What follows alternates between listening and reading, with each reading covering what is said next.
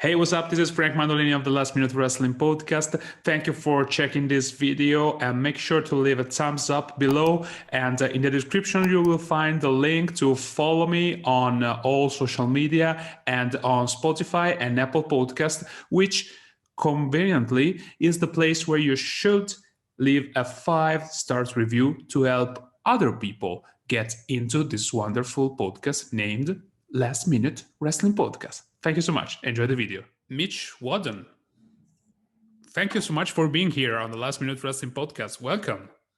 No, thank you for having me, Frank. It's a pleasure to be here, mate. Yeah, I mean, Mitch Waddon, the editor-in-chief of Cultaholic.com, which is a wonderful wrestling website that I personally have been following it since its inception a few years back.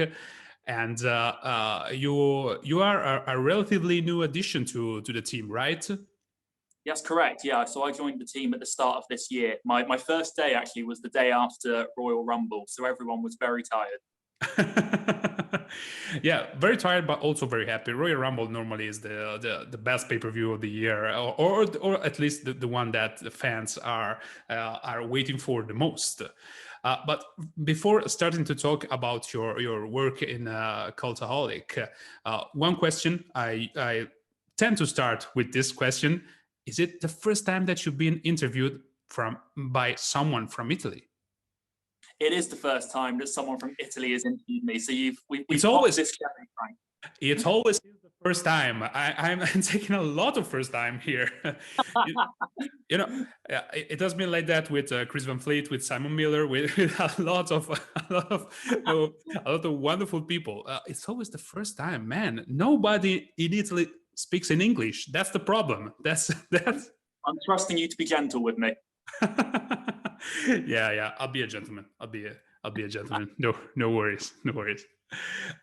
So, Mitch, we said that you joined the team the night after the Royal Rumble, but before you were working in a different environment. You were working with West Ham, the football team, right? How did that started? I was with West Ham for just under 4 years, and I went into the company as a junior content producer, and I left the company as a sort of head of content area. So I was heading up the club's women's team media and marketing strategy when I departed. Well, that's great. And were you following just the stuff from a press perspective, or doing also social media and this kind of work? No, it was a bit of everything. My job there started as purely in an editorial capacity, so going in and writing your match reports, your interviews, that kind of things. And then the role just snowballed into, can you do a bit of social media? Can you do a little bit of video work, as you touch on there, social media, like I say, marketing, what we call comms, so managing players when you're doing any interview and making sure they don't say anything they shouldn't say, shall we say. There was a lot of strings to that particular bow, but it was a lot of fun. How does it work in this case? If a player says something that wasn't supposed to be known within the public, how does it work? Yeah, it's a stressful moment. You can't give anything away, but in the back of your head, you want to scream. But normally, because you've got a journalist who's doing that, the journalist that's doing that interview, you've tend to got a good relationship with them by that point. So yeah, if it's something that's not too groundbreaking, you can normally come to an agreement or some arrangement around that snippet. Yeah. Giving away industry secrets already. Sorry, football. Yeah, kayfabe, brother, kayfabe. Smashing that Premier League kayfabe. Yeah, exactly. And has football always been your passion? It has, in the sense of I always wanted to work in football. So I got into football in life very, very late by a young man's standard, whereas most kids are kicking a ball around by sort of 4 or 5 years old. I probably started paying attention to football at about 10 or 11. Okay. So by the time I sort of started getting into football, every young man's dream is to be a footballer, but I already know that's not going to happen to me because I've started 8 years after everyone else. Yeah, you had time to recuperate. Yeah. Oh yeah, I'm trying to play football at 13 with the skill of a 5-year-old. My little sister was better than me. That's the level we're talking at. So I was like, how do I get into the world of football without being a footballer? Well, I always liked writing. Without wanting to sound a little bit up myself, I always thought I was quite good at writing. So that's kind of how that journey began. I made that decision, I think it's 16, that I wanted to write about football for a living. And I got lucky. I got to do it. Yeah. And was the one with the West Ham the first experience that you had? I suppose not. I suppose you might have had worked with different outlets before. I imagine it's the same with every aspect of journalism. It's very competitive. So I started writing about football on a purely freelance basis. I was doing it for free when I started. As I went to university to start getting my journalism degree. Yeah, like all of us did. Yeah. Oh, we've all done those free articles, and I'd be more than happy to do that for the exposure and the credibility and more than happy. So I did that for a while, particularly when I was at university, just around my studies. And my first job in football media even, was with a company called Squawka, which came in 2015. Okay. So I've been out of university for a year, and I've been clearing some university debt working for a supermarket. Eventually, I got my chance to go and work for this company called Squawka, whose USP was based, they did sports football journalism, but it was based, everything the company did was based in statistics and analytics. So it was an interesting way of trying to find stories.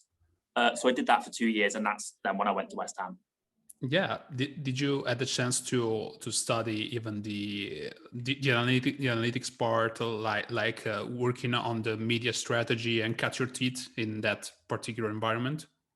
A little bit, never as much as I perhaps was as interested in it. Was when I went into Squawka, it was very much, I don't want to say bottom rung, but it was like, okay, here's another news writer for us to use. Let's be fair. And I was, again, without wanting to sound big-headed, I was reasonably good at it. So they started to give me bigger assignments and trusted me to write bigger pieces. And rather than, writing 3 or 4 pieces a day, I'd be trusted to go away for a couple of days and write a longer form piece, and maybe not touch the office every day. And I was trusted to do that.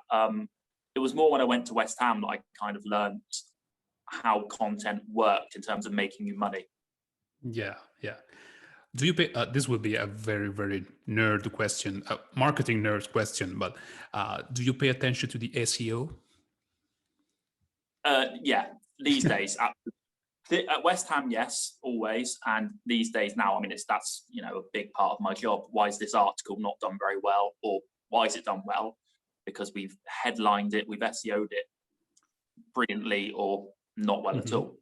Yeah, because I'm asking this because lately, in the last couple of years, I'm reading all sorts of theory about it, and someone seems to completely debunk the myth of the SEO. That's why I asked.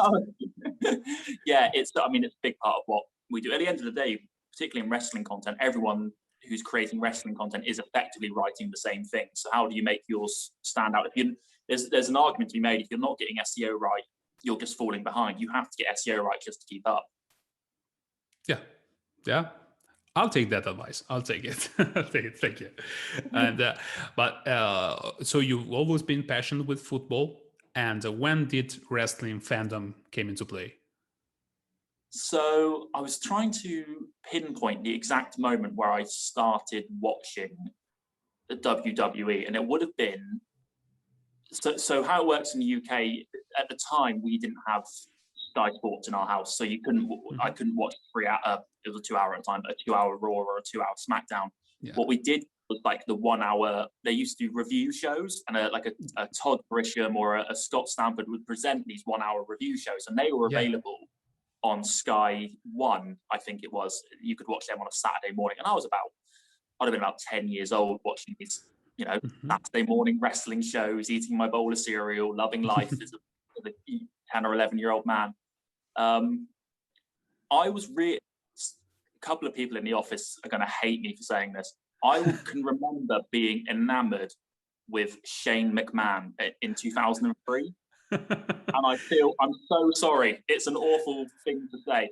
But the reason why, there is a reason why. He was at the time feuding with Kane, and Kane had just recently taken his mask. Kane was this big 6'9" monster that just was impervious to pain. And in comparison to Kane, Shane looked like a normal bloke. Yeah. And he just like, he obviously wasn't as muscular, and he looked really quite short compared to him. And I was just quite taken with this man who was like, he's got no chance of winning this, but he's going to fight anyway because Kane has tombstoned his mum on some steel steps or something. And it's like, actually, you've got no chance of beating this man, but you're going to fight him in an ambulance match anyway. Okay, good luck. Right? Yeah, and we all felt for his testicles being fried by Kane. You know, that's not a good thing to happen to anybody's testicles, especially. No, I wouldn't wish that on anyone. yeah, exactly. I mean, but you see that's great because that's sometimes the power of wrestling that can make you empathize with characters that aren't supposed to be that well liked. I mean, but at the end of the day, is always the tale is all this time is David versus Goliath, is the good versus the evil, and all this kind of stuff. And we all fall for that. That's probably why wrestling is so universal. I think so. I think I love stories. That's my kind of why I love wrestling. Good storytelling. Give me Roman Reigns and Jey Uso in Hell in a Cell telling that story 9 times out of 10, and I'm going to love it, because it doesn't. Some people watch wrestling for the pure wrestling. Brilliant. If that's what you're into, great. But I want to feel something. And I sound so pretentious when I say that, but make me feel something. That's what I look for. Yeah, I mean, sometimes wrestling is silly, and sometimes wrestling is super athleticism. You know, you gotta take everything that comes within the show, because it's a show.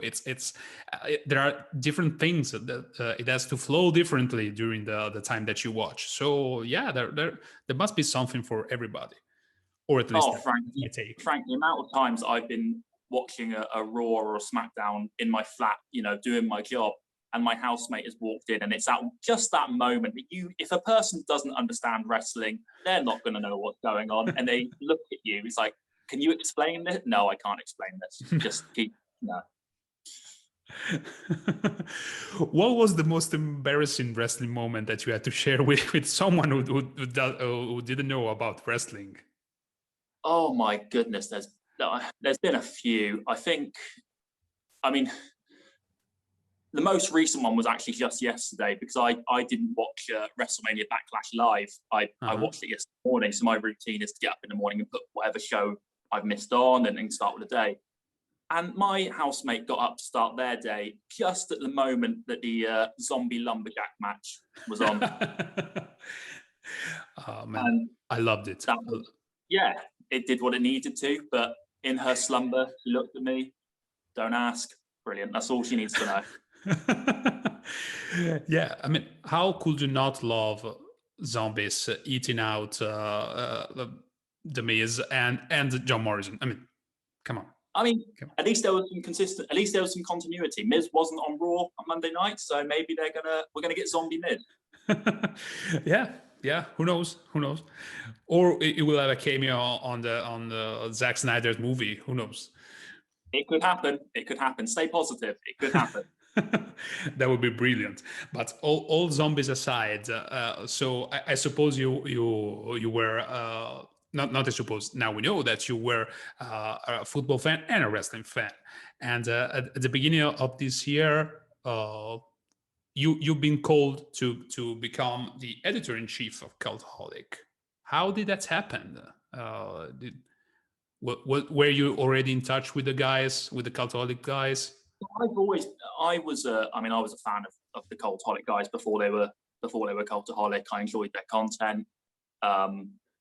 The football and wrestling for me have kind of swapped roles in my life. So I went through that typical every teenage boy moment where they sort of fall out of love with wrestling for a little bit, and it's not the cool thing to watch. I think every young man goes through that, and you either find it again or you don't. When I was working in football, I needed something else in my personal time because I used to watch if there was a football game on, I was watching it. And then when I worked in it, and it was too much, so I needed something else in my life then just relax me. So that's where wrestling came back in. And then I found the Cultaholic guys, started watching their content, became aware just through following their content that they were going to be looking for a new editor-in-chief for their website.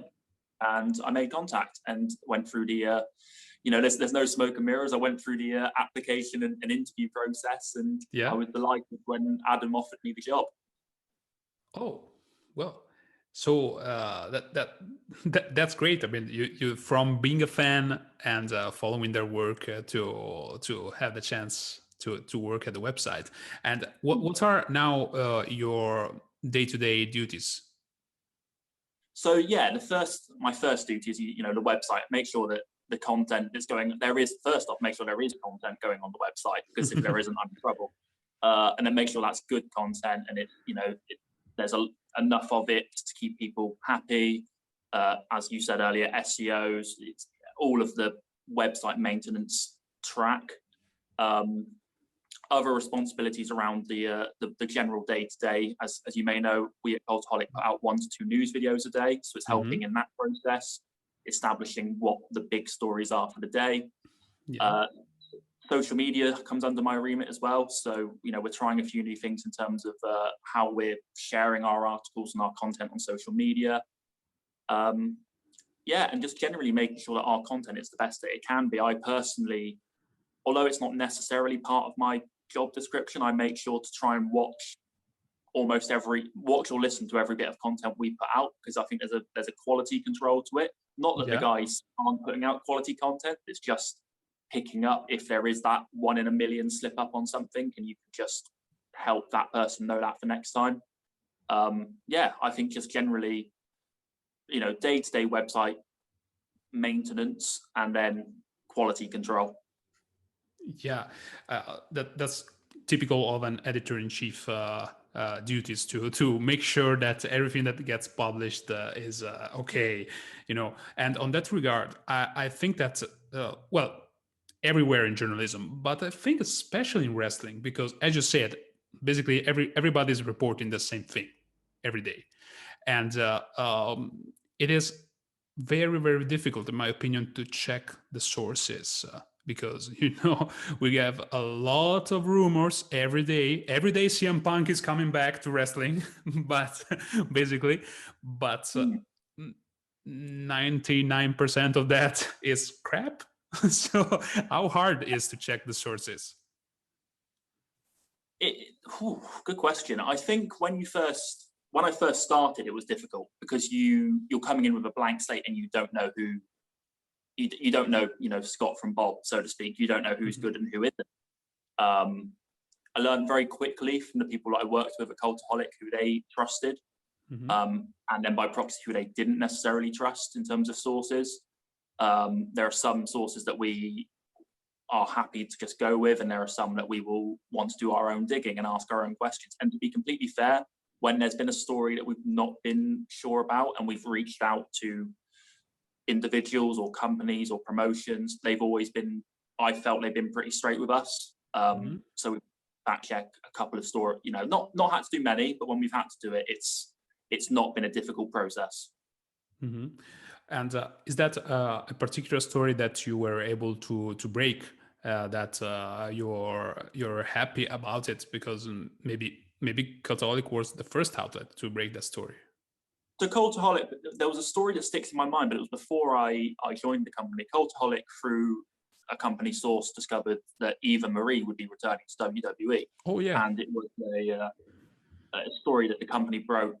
Like I said, full credit to the guys. It was a story that they broke before I was part of the team. It was a story that was, I wouldn't say not well received, but what didn't get much traction. I think because for one reason or another, it just didn't particularly get picked up by other outlets. And then she obviously did. She did return to WWE a few weeks ago. I believe, like I said, the story was broken by Cultaholic before I was there, so we're talking a good 3 or 4 months before it actually happened. So that's the only one that really sticks in mind. We've not, since I've been there, I wouldn't say there's anything major we've broken. We did there was a story that I remember picking up that no one else picked up on really, and it was around, do you remember when the network got sold to Peacock in America? Yeah, absolutely. And there's been a lot of speculation that that's going to happen for other markets, in particular the UK market. There was a quote from one of the stakeholder calls from Nick Khan, the chief financial officer of WWE, where he basically confirmed that they're looking for someone in the UK to buy the rights to the WWE network. And I can remember writing about it on Cultaholic, and I can distinctly remember reaching out to WWE to confirm that this was an accurate quote, because it seemed to get no traction. And we ended up doing quite a big bit of work around it, because this seems important, particularly with us. We're a UK-based company. Our UK-based fans want to know, are they still paying $9.99 a month to WWE, or are they going somewhere else? So I think that's probably a story I'm proud of, in the sense of we noticed that there was a story to tell there, and we were able to do a good bit of work around it.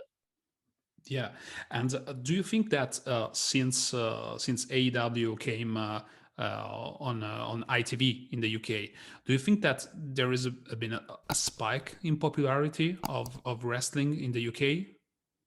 There's certainly been I mean, it sounds obvious to say, but there's certainly been a spike in interest in AEW. And what's been interesting for us is we're seeing obviously interest in AEW content when AEW is presented live, but then also an increase in that interest after AEW is shown here on ITV. So it's about trying to manage our content with AEW around, okay, we want to report things as live, i.e. the title change on AEW last week, but how do we respect our UK audience as well? And it's a balancing act. My general opinion is, you treat wrestling like a sport and you report things as live. I know not everyone holds that opinion, so it can be a difficult one to manage, particularly with your audience. If you've got people that are going, if people don't want to know a result, they're going to avoid social media and a particular website, or other people who perhaps aren't going to do that. Yeah, that's true. That is true. And since especially probably like a TV deal that involves millions of pounds and stuff like that, they will not be that happy to have the results spoiled in advance. No, absolutely. So I get the struggle. I get the struggle that there's behind it. You can go back.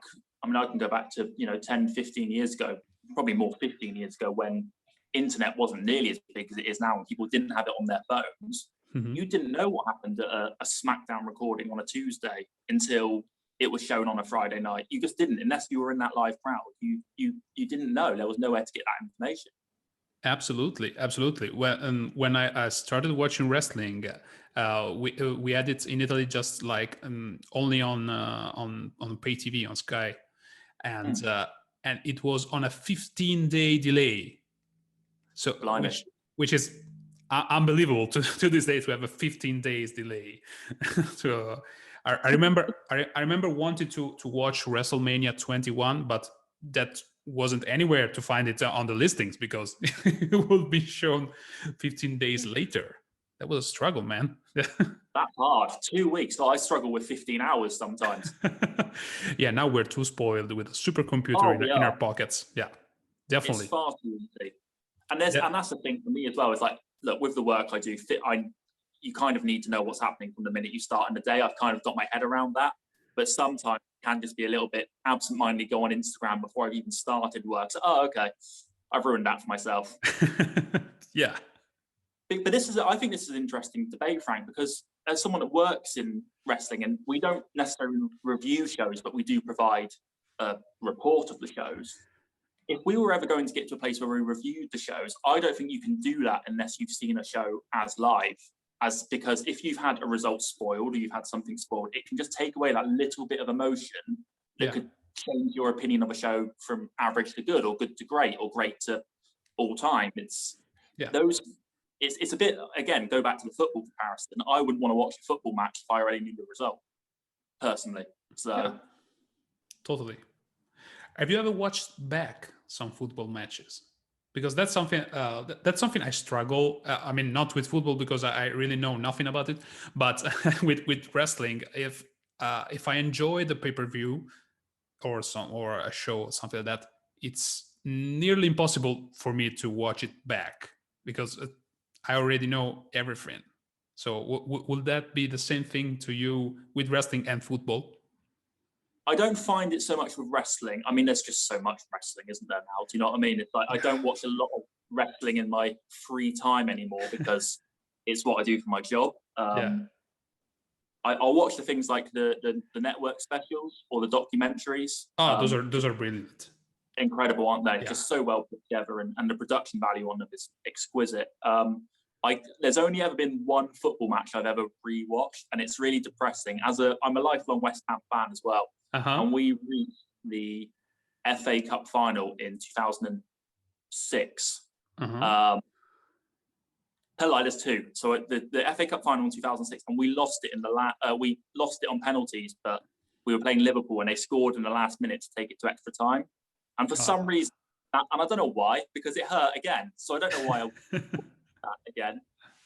The only other football match I've ever rewatched for the emotion was West Ham's last game at our old stadium.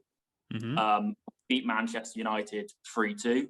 And just the whole sort of emotion of that, we've been in the stadium for like 120 years or 115 years or something like that. And it was just that whole emotion around the event. And that was, I poured myself a nice drink and watched that one night during the lockdown. Yeah, well, you had all the reasons to do that. That in that occasion. Yeah. Of course. Listen, Cultaholic provides great coverage of all the WWE and the AEW events, and to some extent, I would say to New Japan and ROH as well. Is there any plan on covering more of like the European indies? I don't know, WXW, Progress, ICW. That's the hope. We're hoping to get to that place. I don't want to put any definitives or any definite timeframes on it. We're, in terms of an editorial team, we're not the biggest at the moment, but we're expanding where we can, and people are. What I love about the team I'm working with is people want to take on more responsibility. There's never a case of I need you to do this. It's people coming to me and putting their hand up and saying I want to do this. So we're starting to look at the moment on our website. We provide weekly coverage of all the WWE products and all the AEW products and all the Impact Wrestling product. Which I'm particularly proud of because not many outlets do all three as, I don't say as well, but as consistently. We're looking into providing a weekly Ring of Honor roundup as well. Again, I don't want to guarantee that and say that's going to start this week or next week, or that's the next one on our list. New Japan as well. When they do their big shows, we cover all of them pretty extensively. The European aspect is something we've discussed, but it's only been preliminary discussions so far. So we'll see. I would never rule it out. I think there's a market for it, but we have to know where the views are as well. And we have to be a little bit cold-hearted and say, right, we know WWE is going to get us the clicks when we've only got however many writers we have on today. That's got to be where the report goes. Yeah, I get that totally. And what are the qualities that you are looking for from someone in your editorial team, or someone that wants to join the editorial team? The biggest thing you can't teach someone is passion, I think. But you need to have that. I mean, Frank, we've said it in this interview. Wrestling's silly, and you have to get that, and you have to understand that people take wrestling seriously, but you also know it's silly. So you need to have that love for wrestling, that passion for wrestling first and foremost, and you can't teach that. So if you're looking to just write about something that's a little bit silly for a living, then maybe wrestling isn't for you. But if you like wrestling and you like writing, then that's a really good start. Is wrestling a sport or not? Depends who you ask. I'm asking you. I thought I got away with that. it's a combo for me. And this comes back to when I said to you earlier, Frank, the best thing for me about wrestling is the storytelling. And the thing that irks me more than anything is when there's no consistency, or the continuity for a story is just like, it doesn't make sense. Mm-hmm. So I look at, for me personally, I look at wrestling as a very physical soap opera. Yeah. I will use the same definition probably if someone asks me. And that's me personally. And I know people that look at it differently. There are people that consider it a sport, and there are some that consider it an art or a dance. And I can see all of those arguments, but it depends on what about the product is what interests you as an individual. For me, it's just, give me a very good storyline, and that's me hooked. So that's where my soap opera analogy comes from.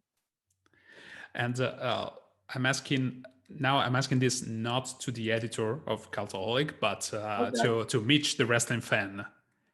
What's a kind of wrestling that you really enjoy? Maybe you can say some promotions, some wrestlers' names, some eras, some.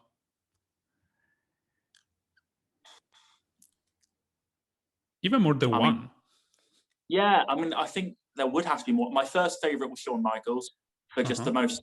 And it's the most obvious answer, and I always feel cliche, but it's true, because he told such a good story. I got an appreciation for the Undertaker as I got older. Mm-hmm. He was good when I was younger, but he felt like one of them that just got better until he didn't. I don't mean that horribly to him. He's one of the best ever, but he just got better and better while he was full time, and I got an appreciation for that. Oh, I loved an underdog story. I can remember being really young and just screaming at my TV when Zach Gowen got his contract. Oh, that just it was just such a wonderful moment of television. I really, really wanted Jey Uso to beat Roman Reigns. We knew it wasn't. you put your work head on, and it's not going to happen. But I really wanted it to happen. So I think there's an element of like when I suppose the arc is underdogs. Do you know what I mean? Give me a really good underdog story. Johnny Gargano is another one. The 2 out of 3 falls with Adam Cole. Yeah. Where they just had you, and you thought they stitched him up again. Those are the moments for me. Those real. I hate to use the insider term, but those mark out moments where. WrestleMania 28, where Shawn Michaels super kicked The Undertaker into the pedigree, and everyone thought that was it. The streak was over. And just they're the moments and they don't come every show. And it's the fact they don't come every show is what makes them so unique and so special. And they're the moments that connect people as wrestling fans. That's the thing I look for. Yeah. Totally agree with you again. This will be a very boring to listen to, because I always say, yeah, I totally agree. I give always the same answer, but that is true. That's just the state of the facts. Those are the moments that you have like this chill down your spine, and you think that something's gonna happen, but you don't know. And I can see the similarities you mentioned, like Shawn Michaels and Johnny Gargano. They are a similar way to tell stories. So I can see that. I can see what you mean.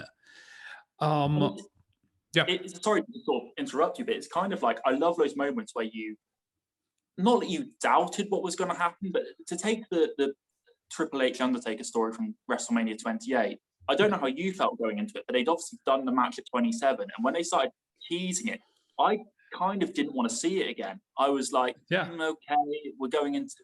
We had 2 years of Shawn Michaels, now we're having 2 years of Triple H. I can kind of see maybe where this is going, but I'm not interested. But bloody hell, that was very British of me. But the story they told, give me more of that. I'm sorry I doubted the 3 of you. That was incredible. Give me more of that. Thank you very much, WWE. I'll have all of that and some more. Yeah. One last question before I let you go. Given your career, I want you to tell me one similarity that you see between football and wrestling. They're both sports entertainment. And the difference is professional wrestling largely accepts that it's sports entertainment, and football, particularly Premier League, Champions League, your top level football, doesn't accept that it's sports entertainment. and I'm going to go in because it's something I'm quite passionate about, in the sense of you get more interest now in what goes on off the football field than what goes on the football field. You've got that 90 minutes and it's great, and you can see a good game of football, and that's fantastic.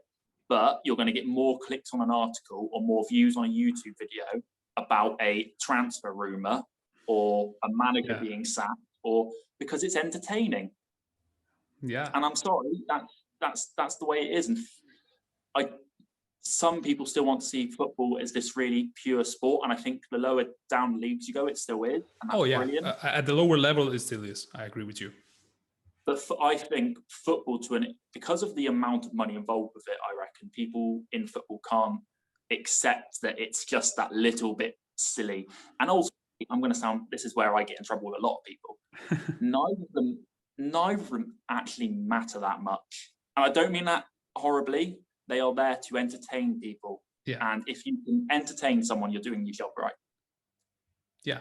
Yeah, they provide escapism in different ways, but at the end of the day, it's still the same thing. Actually, particularly with promotions, we saw it with WWE and WC. They promote tribalism, and there's nothing wrong with that as long as it's kept competitive and it's a competitive rivalry, but it's not personal. Because in the same way football clubs want to get better because their opponents are getting better, you see it in promotions as well. I know the people that benefit are the fans. Yeah. Yeah. Again, I totally agree with you. My comment would have been more or less the same, but a little bit harsher than yours. In my opinion, they're both sports entertainment, and the only difference is that that wrestling is predetermined and football supposedly is not. But the whole argument with football, you hear football commentators say, "Oh, you couldn't script this," and it's like, well, you probably could.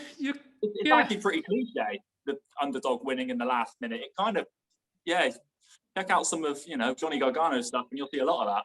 Yeah. But anyway, yeah. That's a conversation for another. I'm going to get in so much trouble with my old employer. Oh well. Mitch, thank you so much for this chat. I had a great time talking with you. Plug all of your channels. Where can we find you? Social media, website, plug everything. Frank, it's been an absolute pleasure. Thank you so much for having me. So my name is Mitch Waddon. I'm the editor-in-chief over at Cultaholic.com. You can find all of my work there. And you can find me on Twitter at Mitch Waddon. Perfect. Okay, well, can't wait to do this again sometimes down the line. That was great. It'd be my pleasure. Anytime you like, it'd be a delight to come back. Perfect. Well, thank you so much. Ciao. Thank you, man. Ciao.